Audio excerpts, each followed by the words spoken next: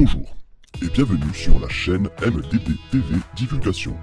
Aujourd'hui, on se retrouve pour écouter le témoignage de Good Corée recueilli par le docteur Michael Sala concernant les visites et les rencontres avec les civilisations avancées en Antarctique, à l'intérieur de la Terre et dans le système solaire. Afin que cet article atteigne un maximum de monde, je vous demande de cliquer sur le magnifique pouce bleu et de partager sur les réseaux sociaux.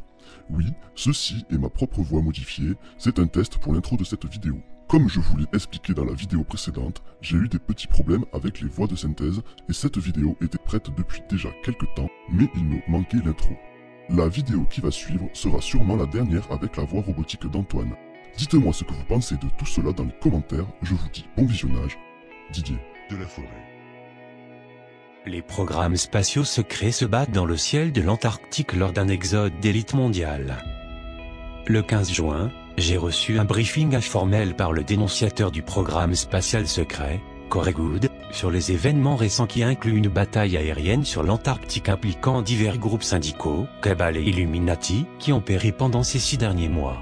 Et aussi l'état actuel des négociations impliquant différentes civilisations extraterrestres et de la Terre intérieure, sur un contact ouvert avec l'humanité. Ce qui suit apparaîtra fantastique pour ceux qui sont nouveaux dans les révélations de Goode, qu'il a publiées au cours des 18 derniers mois. Une page de ressources détaillées a été créée énumérant la plupart des interviews, des rapports, des vidéos de Goode, ainsi que des articles sur lui. Ma propre étude détaillée de Goode a été publiée dans le livre « Inside a Reveal Secret Space Program and Extraterrestrial Alliance » en septembre 2015. Ma conclusion a été que ce que dit Goode est authentique, et je considère que son briefing du 15 juin est une divulgation très importante des événements récents impliquant des programmes spatiaux secrets qui se sont déroulés au cours des derniers mois. Goode a publié une courte mise à jour des événements récents le 14 mai. Lors de son briefing du 15 juin avec moi, il a donné plus de détails sur cette mise à jour, a répondu aux questions sur ce qui s'était passé et a fourni des représentations d'artistes de certains événements qu'il nous a décrits. La mise à jour du 14 mai de Goode décrit un exode de groupes d'élite en Amérique du Sud et en Antarctique. Les rapports se sont déroulés depuis environ 6 mois, que les groupes de syndicats de haut niveau transféraient d'énormes quantités d'articles personnels et de fournitures aux bases souterraines sud-américaines les plus notées sont au Brésil. Des rapports plus récents indiquaient que les membres réels de la famille et les membres du syndicat de haut rang se rendaient dans ces bases souterraines comme des fourmis avant une tempête. Goode a élaboré dans son exposé du 15 juin, que ce que les groupes de syndicats, élite mondiale, cabales et Illuminati, craignaient des orages solaires énormes prévus pour frapper la Terre. Le soi-disant kill-shot solaire, longtemps prédit par la visionneuse à distance, des dames, était imminent selon lui dans une interview réalisée le 21 mars 2016. Les groupes de syndicats ne pouvaient pas facilement quitter la Terre, pour se réfugier sur les sites hors planète en raison d'un récent blocage de l'espace aérien sur et autour de la Terre, parce que décrit Goode comme SSP de niveau inférieur, comprenant le National Reconnaissance Office, NRO, le commandement spatial de l'USAF, etc. Ce dernier a déployé une technologie établissant une grille de défense de la Terre, coordonnée à partir d'un contrôle de la circulation aérienne et spatiale établi sur la Lune, commandement des opérations lunaires, LOC. Il a déclaré que le LOC est actuellement contrôlé par le conglomérat d'entreprises interplanétaires, qui coordonne le SSP de niveau inférieur. Ceux-ci ont reçu l'ordre de ne pas effacer les vols de l'Alliance SSP dans l'espace aérien terrestre. Les groupes de syndicats ont choisi de fuir à l'Antarctique, Amérique du Sud où les sites souterrains fournissent ayant une certaine sécurité. Le graphique suivant illustre l'une des 6 zones industrielles sous la glace de l'Antarctique près de la mer de Ross, avec des vaisseaux spatiaux garnis. Les fumées sortant du sol proviennent de l'énergie thermique abondante utilisée comme source d'énergie. Le président Obama a visité Bariloche en Argentine, le 24 mars, devenu le quartier général non officiel du 4e Reich lorsqu'Adolf Hitler s'est enfui après la Deuxième Guerre mondiale. L'historien nazi, Harry Cooper, a trouvé des sources crédibles établissant Bariloche comme refuge de Hitler dans son livre « Hitler en Argentine ». En février 1960, le président Eisenhower s'est rendu à Bariloche où il a négocié la déclaration conjointe de Bariloche avec le président argentin concernant la paix et la liberté dans les Amériques. Cependant, le véritable sujet des négociations prévoyait des transactions qui mettraient le complexe industriel militaire américain sous le contrôle du Quatrième Reich. Cette alliance a conduit à l'émergence du Congrès interplanétaire d'entreprise, ICC, l'un des programmes spatiaux secrets révélés par Good, qui était maintenant en charge des bases nazies en Antarctique. Par conséquent, il est plus que probable que la visite du président Obama à Bariloche soit de finaliser de nouveaux accords avec la CPI, nazie, ce qui faciliterait leur désir de déplacer un grand nombre de personnes et de marchandises vers des endroits sûrs en Amérique du Sud et en Antarctique. La mise à jour de Good le 14 mai a permis de décrire d'énormes sous-marins utilisés pour transporter des personnes et des marchandises en Antarctique, comme l'a révélé un lieutenant-colonel Gonzalez, qui a travaillé en étroite collaboration avec Good au cours de la dernière année dans des négociations secrètes et des rencontres impliquant différents programmes spatiaux et des alliances extraterrestres. Gonzalez a confirmé plus tard que ces personnes et ces fournitures ont été transportées dans de nombreux cas en Antarctique par le biais de sous-marins noirs, qui étaient eux-mêmes drivins, et la taille des conteneurs. Les systèmes de rift souterrains remplis d'eau sont si incroyablement énormes qu'ils n'ont pas de problème lors de leur voyage. En outre, les rapports indiquaient que les cavernes de rift avaient été modifiées dans des tunnels massifs en arc dans l'Antiquité.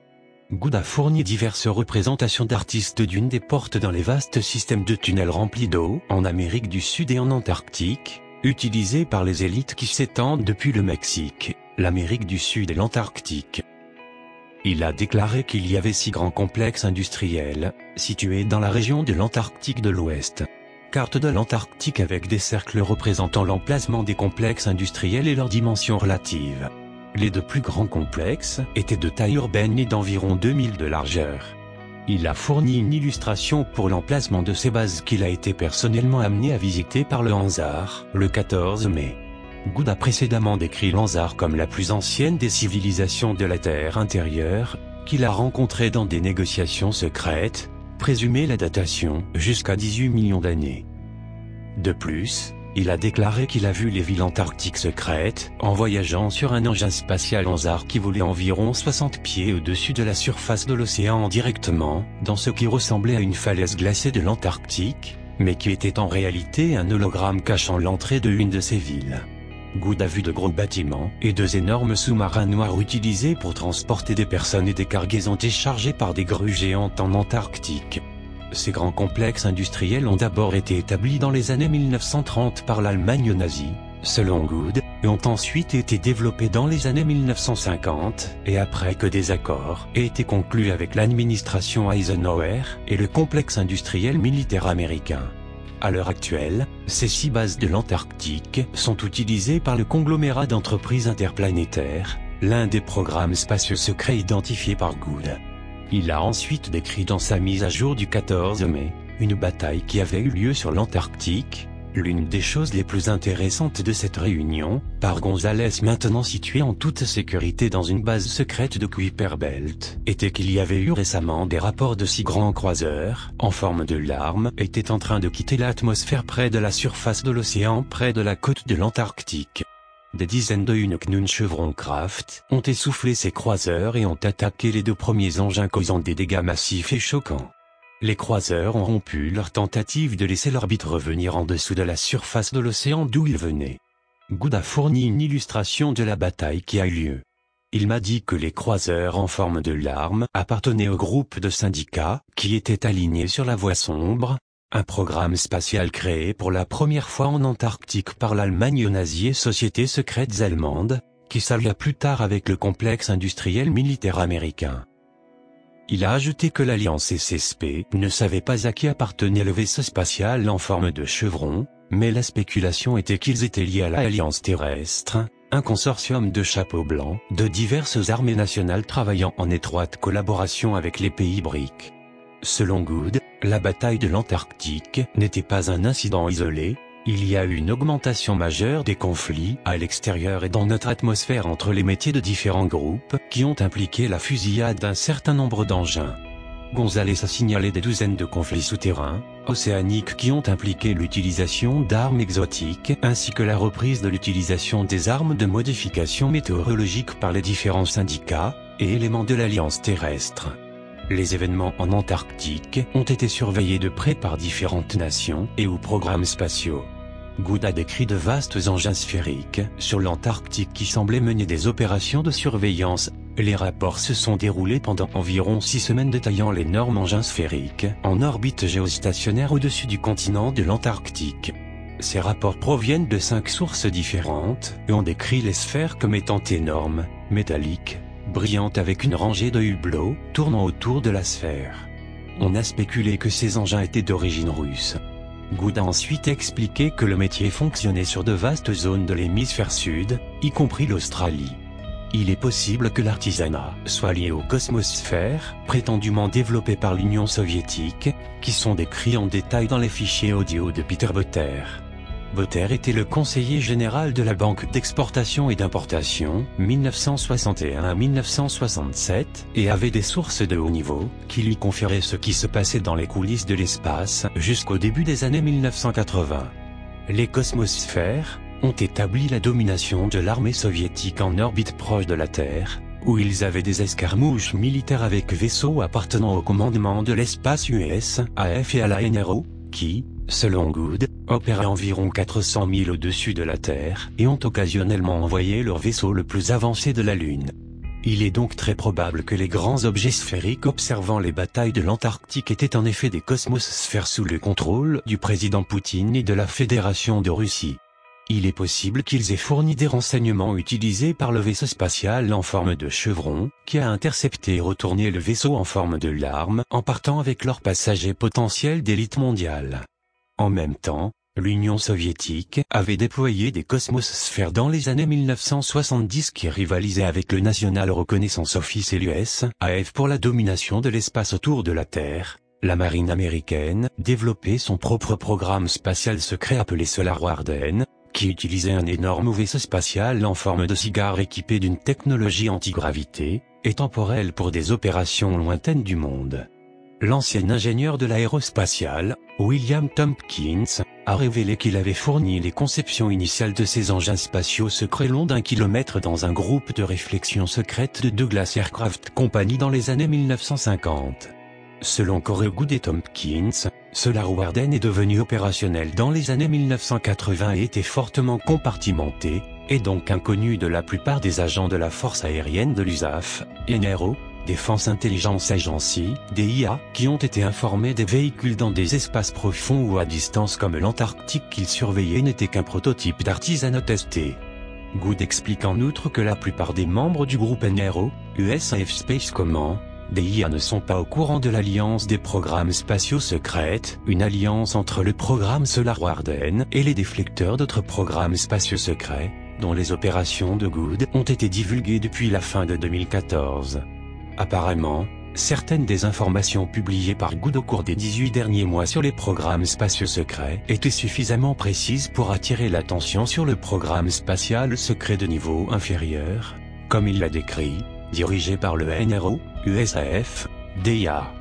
Par la suite, il a été soumis à un enlèvement militaire par une ou plusieurs de ces agences, qu'il a décrit brièvement dans sa mise à jour du 14 mai. Les enlèvements militaires menés par des agents d'un ou plusieurs programmes non reconnus se produisent. Les tactiques d'interrogation chimique sont mises en œuvre. Des échantillons de fluide corporel et de cheveux ont été prélevés, des mots et des phrases ont été lus sur une tablette pour tenter de déterminer si j'étais un atout courant d'un programme NSAP connu, programme d'accès spécial non reconnu. Tout en m'interrogeant le 15 juin, Good a déclaré avoir connu 3 enlèvements militaires différents sur un vaisseau spatial nettement moins avancé que ceux appartenant à l'Alliance SSP. Les enlèvements se sont produits pendant la période de janvier à février 2016.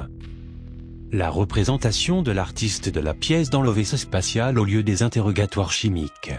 J'ai demandé à Good pourquoi il n'était pas protégé par la sphère Alliance extraterrestre avancée appartenant à une civilisation de type 3, puisqu'ils avaient déjà intervenu lors d'un incident présumé sur Mars qu'il a décrit dans un rapport en juin 2015.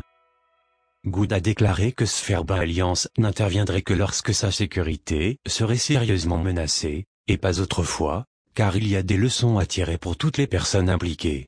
Dans le cas d'expériences négatives, dit-il, cela pourrait avoir un but plus large, comme l'accomplissement des objectifs opérationnels. Je lui ai également demandé pourquoi l'Alliance SSP, qui possède des technologies et des autorisations supérieures, ne pouvait pas simplement dire aux SSP de niveau inférieur de se retirer et ne pas enlever les agents de l'Alliance.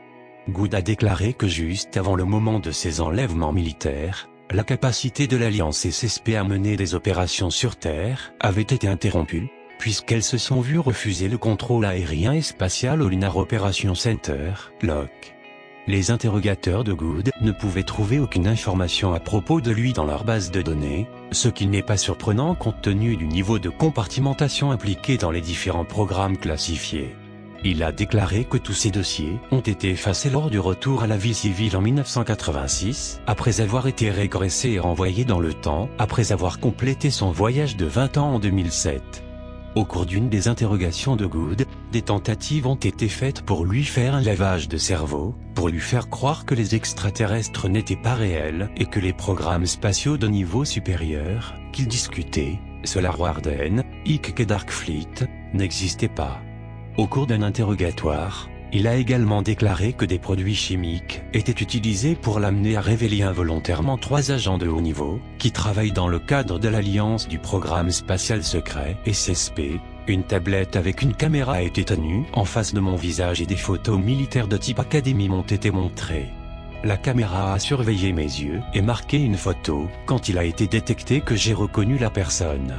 Cet incident a causé la sortie de 3 individus de haut rang de l'Alliance SSP et a causé une autre rupture entre moi, Gonzalez et l'Alliance SSP.